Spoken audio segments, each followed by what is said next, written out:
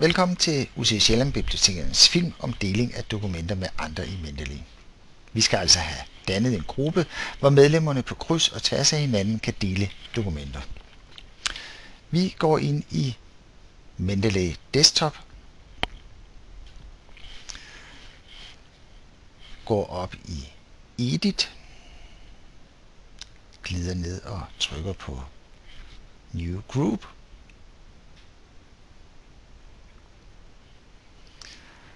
Og vi navngiver vores gruppe.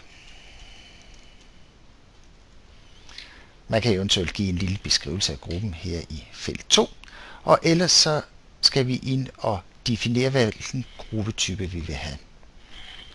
Jeg vælger i første omgang den, der hedder Private, hvor man kan dele sine referencer og fuldtekst dokumenttyper.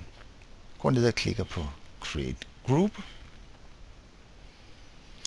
Og så skal jeg invitere de mennesker, som jeg gerne vil have med i min gruppe.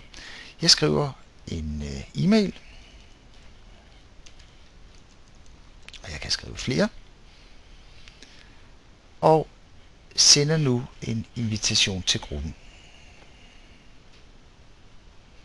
Går nu til gruppen.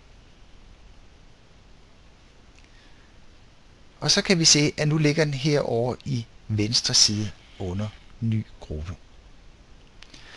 For at overføre poster til denne gruppe, så går jeg op, for eksempel i mine tidligere biblioteker, og trækker simpelthen blot posterne ned i gruppen. Jeg klikker nu ind i gruppen, og så kan vi se under dokumenter, der ligger så posten. Man kan trække en, man kan trække mange over på en gang.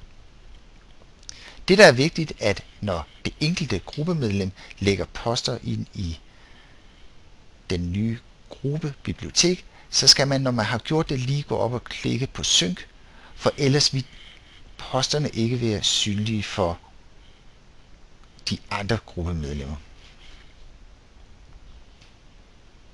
Den arbejder i bunden. Nu kan mine gruppemedlemmer, når de har accepteret min invitation, se de poster, vi har delt.